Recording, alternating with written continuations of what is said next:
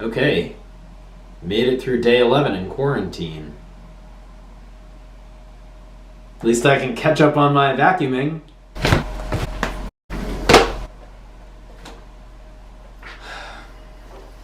You know, I had this whole vacuuming joke prepared. This doesn't work. I don't have batteries for this thing. It's a crisis. Alright, new punchline. Now, how of all the Sesame Street characters does Bart get his own album? Who the heck wants to listen to him sing a song? How was everyone? I hope you've been enjoying Hey Jude, Take a Sad Song and Make It Better. Working on it a little bit. If you don't know what I'm talking about, please check out last week's video. If you still don't know what I'm talking about, you're totally normal. My tea is covered in dust. Come around over here. I acquired these two books in 2015 when I got certified for AP Art History. This first one contains all 250 of the current images which are part of the AP Art History curriculum, which our collection draws from. And the book on the bottom is the latest incarnation of my college textbook. So this was a real treat because my previous version of this was published in 2001 or 2. So even by the time I got it, it was outdated by a couple of years. Unfortunately, some of my favorite images from art history did not make the 250 cut for the updated AP Art History curriculum. And even though we don't offer that course at LHS, the art history that I do teach in Advanced Studio is derived from that 250. One of the images that we will look at in volume 2 is called Raft of the Medusa by Jericho. But one of my favorite pieces by him is called Insane Woman. And unfortunately that didn't make the 250 cut, so it's kind of a bonus feature in art history in our course. So let's take a look. There she is. So what I thought we might do today is, as a bonus feature to our art history study, is just to analyze this painting a little bit, but get to know it a little bit more deeply in the sense of studying it as an artist. And what I mean by that is I'm going to draw a master copy of this painting in my sketchbook, which is pocket size. You saw how small this is in my book. I'm going to hold my pencil a little differently like this, and that's going to force me to work a little bit more loosely and just kind of think about what's going on here a little bit more. I just love the feel of a Ticonderoga pencil. It handles really nicely the way it moves on the paper.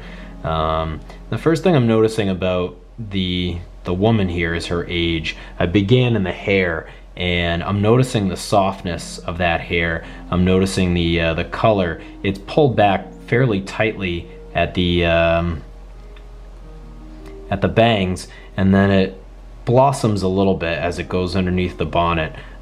So there is like some strain at the forehead, which kind of, as a migraine sufferer, makes me think of like a lot of strain on her mind, on her thoughts, on her body, but just a general softness there as well, just kind of wearing away. She's surrounding her head is this white bonnet, which actually serves as a halo.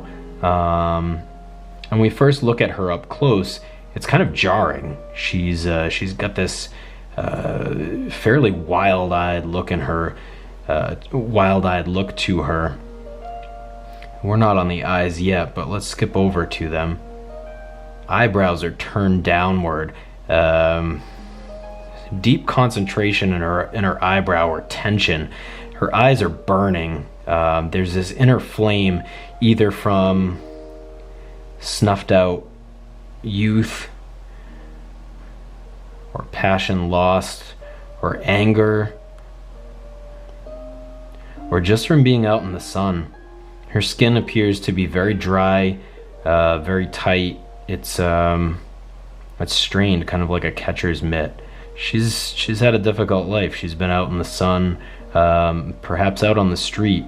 If you notice her location in the image, her head is up towards the top of the picture plane, but we're looking down on her. Now, hopefully, not in a condescending manner. I'm going to come back to that mouth after. Hopefully not in a condescending manner, and through this practice perhaps we'll appreciate her more. But we're looking down on her because she's seated. Perhaps she's seated on the street, on the side, or essentially in an alley. Maybe we're just passing by. If she were in a museum, we may have behaved in a similar fashion and just walked right by. But we're taking the time to get to know her right now, and therefore understand her life story and her history and her struggle. We spent 3 entire days, I believe, before we left on Head of a Roman Patrician, and without rehashing all of that, I suppose appropriately it was about appreciating our senior citizens. But I say appropriately because I hope you're practicing social distancing, because there's more at stake here than your own health. So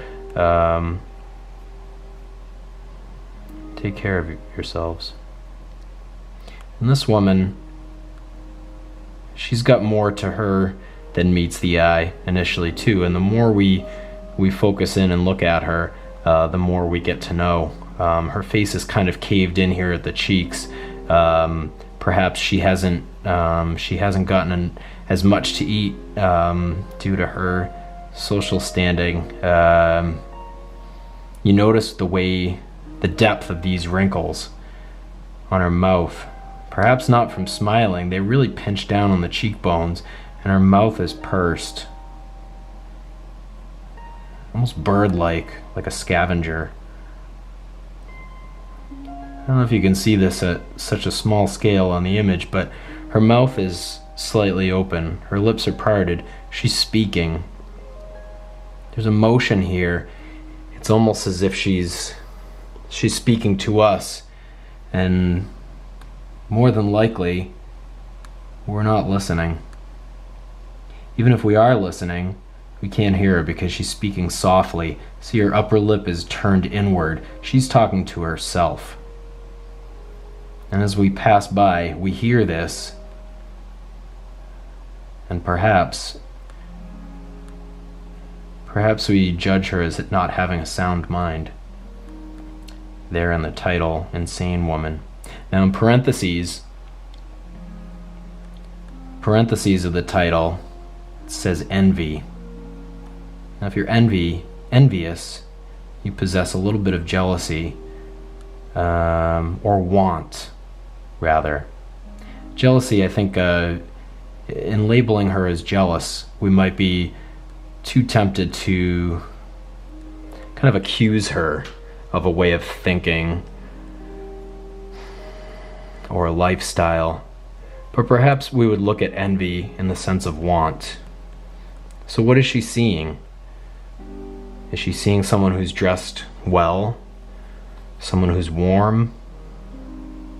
Someone who's young? Someone who's in love? The more we draft this list of who she's looking at and what she's seeing, the more heartbreaking this becomes. You wonder if all of the things that she's seeing before her in the world are things that she never had, and perhaps that list is infinite, endless. I didn't mean to choose such a sad image here, but it's one of my favorites. I just find it to be so profound, and again, if you can easily overlook it, you can easily overlook her, and that would be a huge shame. Now again, I'm doing this at a very, very small scale, and I'm not so much interested in capturing details. I'm not so much interested in capturing details as I am just kind of studying the form and getting to know the decisions that Jericho made and understanding this portrait and this woman. We don't know her identity. All we have are the clues from her portrait. Her eyes are gazing far off. They're kind of moving in this direction. So she's not even making eye contact with us. You notice that her body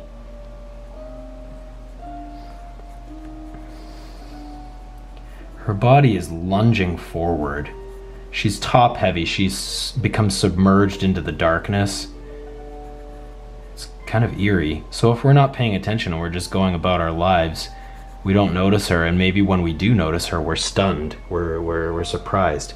Ordinarily, when this pops up on the screen during art history, it can take people aback. It's surprising, and usually I really enjoy studying this one in concert with Girl with a Pearl Earring, and you see how the two of them lead these different lives, the promise of youth and the, how shall I put this, results of a life in age, or the reflection of a life at a point of age.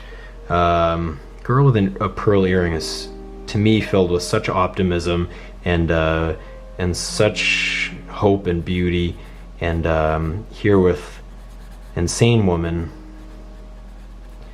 I think you're left with a lot of what ifs, or if onlys rather. Perhaps if only is better. If only feels much more longing. But you notice, that she's really lunging forward out of the darkness. She wants to be seen, but she also could be rocking back and forth. There's an unsettling quality to that, and there's an unsettling quality to her and within her.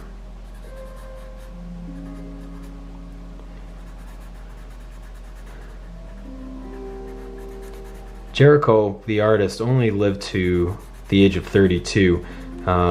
He had spinal tuberculosis and endured a lot of suffering in his life as he battled that illness. So it's interesting when you put this image in context with the artist's own life and then some of his other works, Raft of the Medusa, as I mentioned. I don't really want to give that away because, as I said, we're going to study that after. Over and over, you just find him exploring other people's suffering in his painting, and perhaps that gave him a sense of his own. Perhaps that gave him a sense of solidarity, or the ability to relate to other people, that as bad as he's feeling, there are other people who are feeling just as badly, perhaps even worse, searching for gratitude, searching for reason, searching for purpose. And certainly there's a significant tragedy in Raft of the Medusa, which is based on a true series of events. We will get to that. Now, I feel badly that I'm not really honoring my subject here with a glorious portrait. But again, this is a very small study in a sketchbook. I'm just trying to discover more about the decisions that Jericho made and about the insane woman here. And again, insane is not intended by the artist to be a condescension. The more we look at her, the more I think she, at least to me, ends up elevated to the kind of importance and the status of head of a Roman patrician, seated boxer, Augustus of Prima Porta, which we just began to look at, and even a Navisos Choros, in the sense of that delivering a value system. Perhaps Jericho is leaving us with his value system: to appreciate those in pain, to appreciate those who may need our help, and maybe to slow down and to note people who we don't typically encounter in life.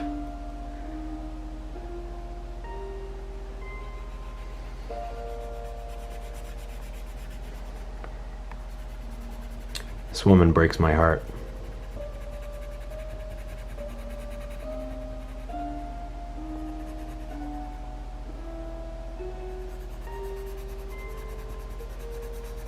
You know, in a funny way, perhaps through her immortality in this painting, she has gotten love. People do love her. People admire her. People appreciate her. Something that she was never given in life.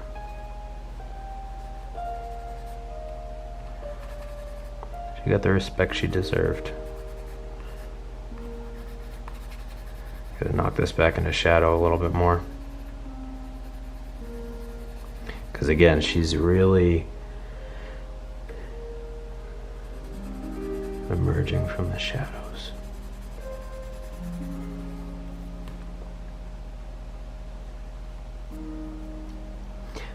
Now I failed to mention the amount of red. The palette is predominantly black and white and earth tones, and the strongest pop of color, aside from the yellow on the skin tone, which gives it kind of a rancid quality, but also the reds, that passion, either for love or for anger. There's just this rationalization of a life. You see it in her eyes. The eyes are the window to the soul, and you see it over her collar, over her heart.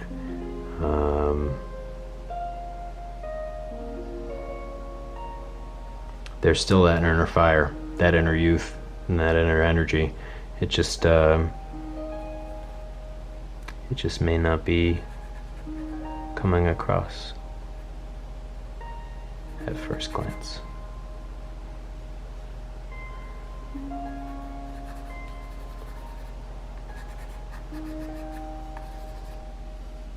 I don't know if you're familiar with Migrant Mother, which is a photograph, but if you look at the highlights, and this is all purely by accident, of course, this almost looks like Migrant Mother's arm, maybe the other arm. I wonder if there's something to that in terms of analysis. I've put together a PowerPoint in the past of comparing Migrant Mother to the Mona Lisa. That'll be a fun bonus feature eventually, but maybe there's something to comparing Migrant Mother to Insane Woman as a source of inspiration for that photograph.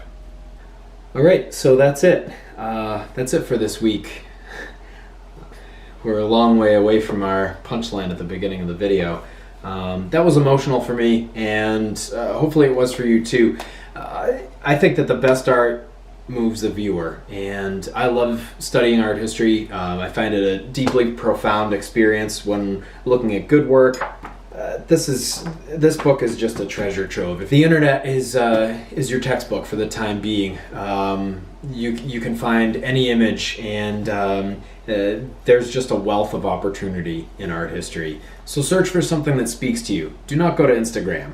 We're looking for pieces from art history of significance that have profound emotion. You just want to feel something when you're looking at one of these images. And I don't think that you're going to find something as impactful as The Sleep of Reason Produces Monsters, number 43 by Goya, for example. If you don't know what I'm talking about, replay that and then do a Google search. Perhaps there you can do a master copy of that one. Have a great time with this. Hopefully when you go to the museum in the future, you'll bring a sketchbook. You can do some drawings of the work, get inspired. Who knows, if you're drawing a view out the window, you might meet your future spouse, like I did. So yeah, that is it. I will see you soon. Oh, one more thing. If you have questions for any of our AP Art alumni, please email me. I've got a handful of alumni who are excited to be able to bridge the gap between the AP Art generations and provide you with some insights into either AP or art in general, various processes, various professions. This could be a lot of fun, and the alumni are also in quarantine and looking for some way to get involved and give back. So please email me with questions that I can forward to the alumni. Thank you.